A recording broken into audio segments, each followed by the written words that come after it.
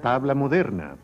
La tabla de Mendeleev incluía todos los elementos conocidos entonces y era consistente con sus variables propiedades. Para 3 elementos aún no descubiertos, él dejó 3 espacios en blanco, prediciendo que ellos realmente existían y que sus propiedades serían consistentes con su ubicación en la tabla. Para su época, esa era una hipótesis impresionante. Una ubicación que él dejó en blanco fue esta para el galio. Basándose en las propiedades de los 2 elementos vecinos, aluminio e indio, Mendeleev fue capaz de predecir algunas de las propiedades del galio. También pudo predecir 2 elementos más, el germanio y el escandio. Cuando esos elementos fueron descubiertos y se midieron sus propiedades, las predicciones de Mendeleev resultaron ser increíblemente precisas. En este siglo, otro químico, un norteamericano, reorganizó la estructura de la tabla basándose en las propiedades de elementos que él mismo había descubierto. Su nombre es Glenn Seaborg. En 1944, la tabla periódica no se veía como se aprecia hoy en día. Los períodos y los grupos estaban dispuestos en forma distinta. En los tiempos de Mendeleev y realmente hasta la década de 1930, los elementos más pesados, como el torio, el protactinio y el uranio, estaban ubicados en el cuerpo superior de la tabla periódica, bajo el hafnio, el tantalio y el tuxteno. Y en 1944, mientras yo trabajaba con el laboratorio metalúrgico de Chicago en el proyecto Manhattan de la bomba atómica, se me ocurrió que esos elementos quizás estaban mal ubicados y que podrían ser los primeros 3 elementos de los actínidos. Y entonces, audazmente y contrariando los consejos de ciertos amigos míos que eran químicos inorgánicos eminentes, retiré esos elementos desde el cuerpo de la tabla periódica y los ubiqué en la fila de abajo, la cual luego continué con el 93, el 94 y así sucesivamente hasta el 103. La idea de reorganizar la tabla se le ocurrió a Seaborg en la tarde de un día viernes mientras esbozaba un informe confidencial para un seminario del siguiente lunes y decidió incluir esa idea en su informe. Yo presenté eso en el seminario de ese lunes y mi idea cayó como un globo de plomo. La sola idea del desatino de cambiar así la tabla periódica después de tantos años fue tremenda.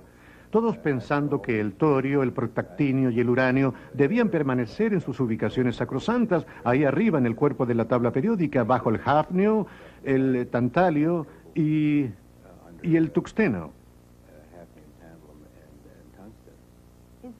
Sus hallazgos de nuevos elementos permanecieron confidenciales hasta después de la Segunda Guerra Mundial, y apenas pudo publicarlos, Seaborg incorporó su nueva organización de la tabla periódica.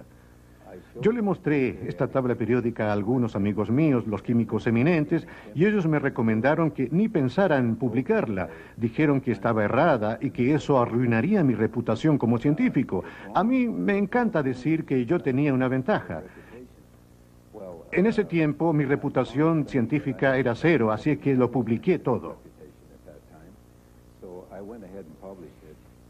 La nueva organización de Seaborg le permitió predecir las propiedades de aún más elementos, y más tarde sus ideas fueron verificadas cuando esos elementos fueron producidos artificialmente. Seaborg recibió el Premio Nobel de Química en 1951.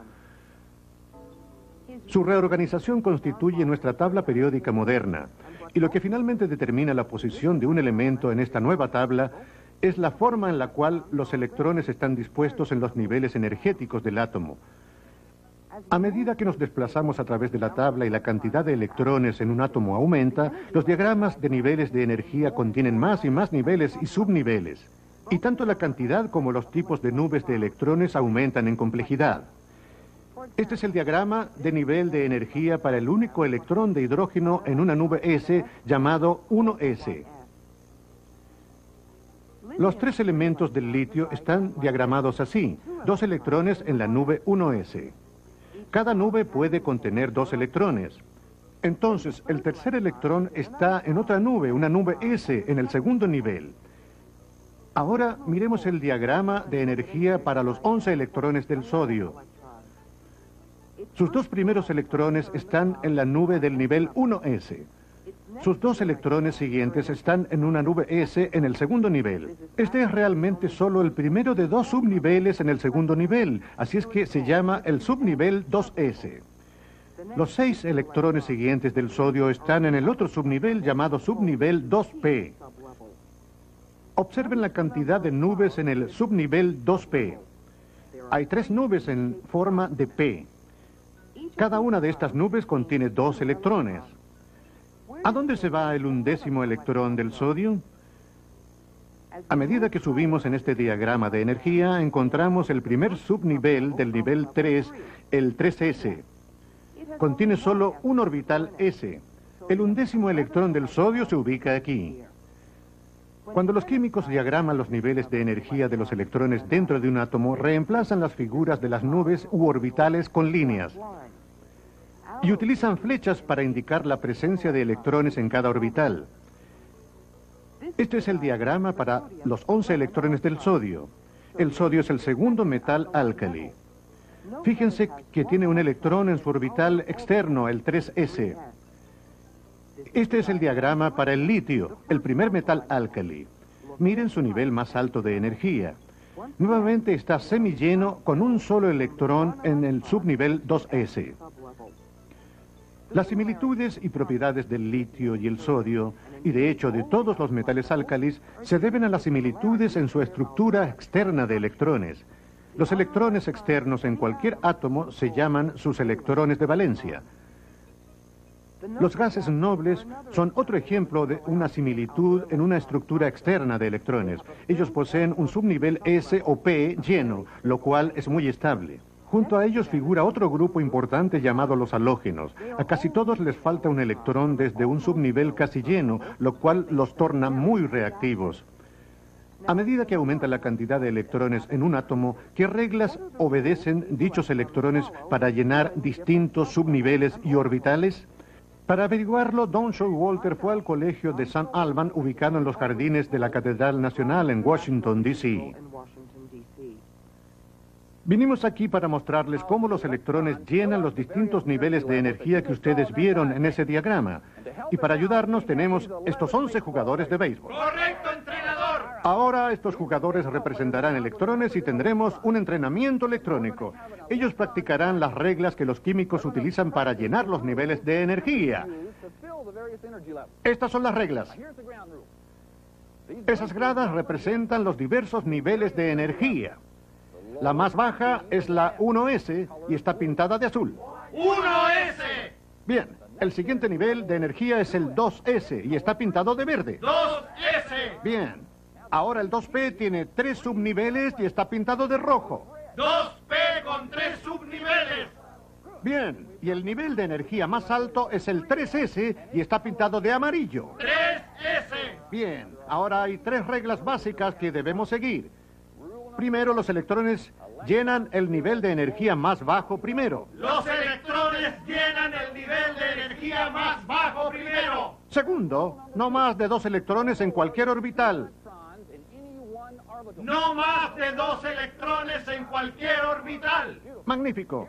Tercero, si hay más de un orbital en un subnivel. Si hay más de un orbital en un subnivel. Un electrón en cada orbital antes de doblarse.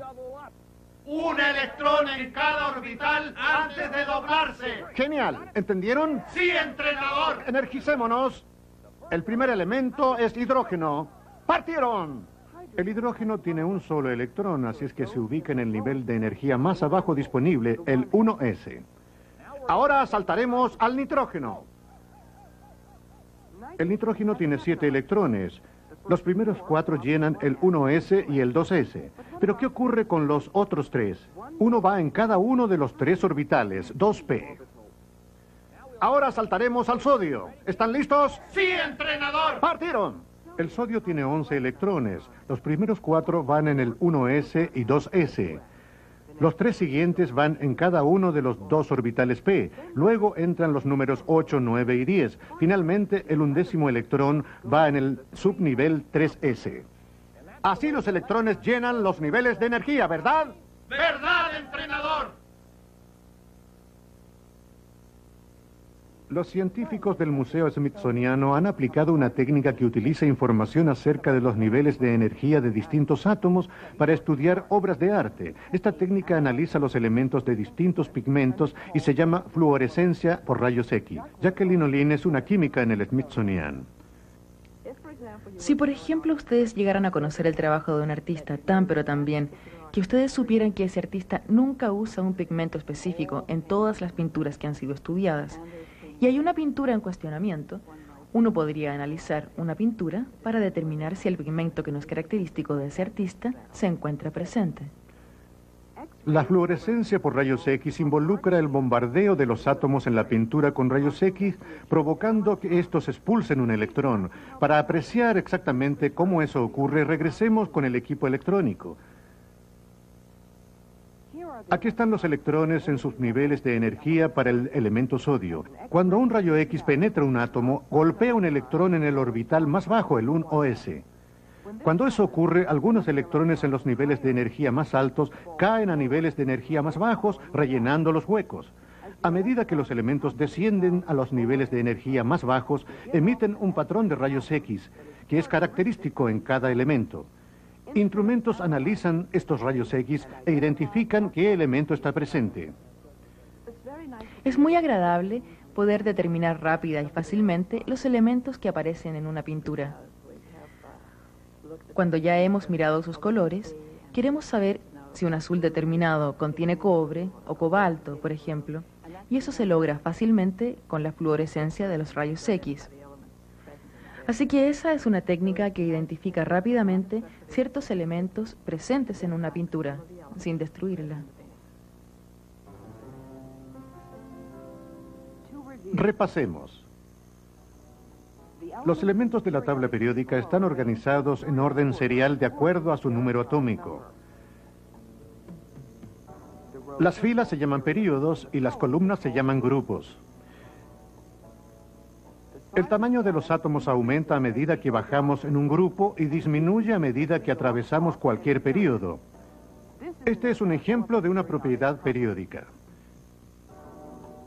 Los elementos en cualquier grupo tienen organizaciones similares de electrones en sus niveles de energía, por lo tanto, sus propiedades químicas son similares. Inmediatamente se aprecia que una configuración electrónica dada implica propiedades similares. Por ejemplo, los metales álcalis con su electrón único en el subnivel S siempre entregan fácilmente dicho electrón y no más de un electrón. Y todos los halógenos al otro lado de la tabla periódica con su electrón faltante en el subnivel S siempre aceptan fácilmente tal electrón. Uno podría preguntar por qué nos concentramos en los electrones más externos y no en todos los demás. Eso se debe a que los electrones externos están en su energía máxima, ya que están más lejos del núcleo, y en ellos está la química.